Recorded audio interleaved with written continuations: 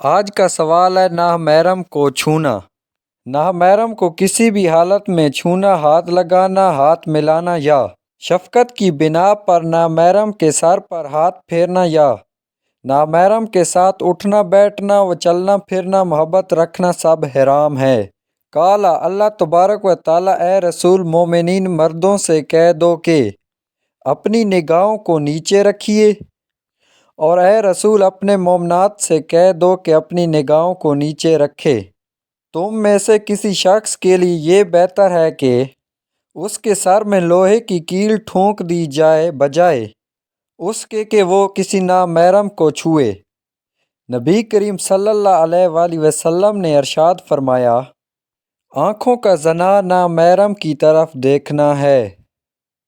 کانوں کا زنا نامحرم عورت سے شہرت انگیز باتیں سننا ہے، اور زبان کا زنا نامحرم عورت سے شہرت انگیز باتیں کرنا ہے، اور ہاتھوں کا زنا نامحرم عورت کو برے ارادے سے چھونا ہے، اور پاؤں کا زنا بدی کے طرف جانا ہے، اور دل خواہش و آرزو کرتا ہے، اور شرمگاہ اس کی تصدیق و تکذیب کرتی ہے۔ نبی پاک صلی اللہ علیہ وآلہ وسلم بیت میں بھی کسی عورت سے ہاتھ ملاتے تھے۔ عائشہ رضی اللہ عنہا کا فرمان ہے کہ اللہ تعالیٰ کی قسم بیعت کرتے ہوئے بھی رسول اللہ صلی اللہ علیہ وآلہ وسلم کا ہاتھ مبارک کبھی کسی عورت کے ہاتھ کے ساتھ چھوا تک نہیں۔ رسول اللہ صلی اللہ علیہ وآلہ وسلم عورتوں کی بیعت صرف اپنے کلام مبارک کے ذریعے فرماتے تھے، میں عورتوں سے ہاتھ نہیں ملاتا۔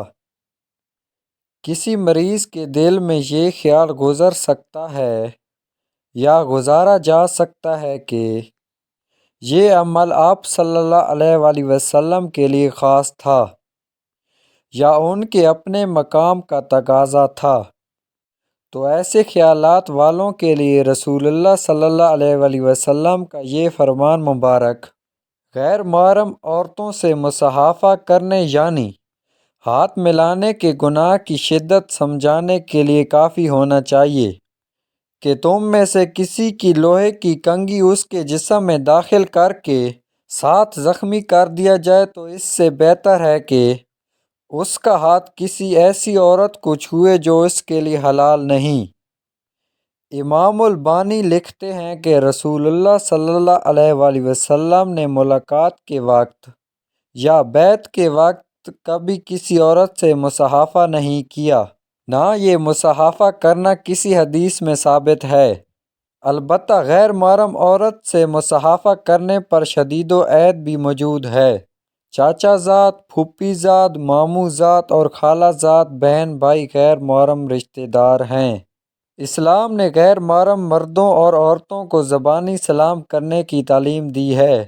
آج کل ملاقات کے وقت مرد اور خواتین کا گلے ملنا عام ہے، بلکہ عمر میں بڑے مرد حضرات اپنی چھوٹی غیر محرم خواتین کو ملاقات کے وقت سر یا کندھوں پر ہاتھ پھیرنے میں کوئی مضائقہ محسوس نہیں کرتے۔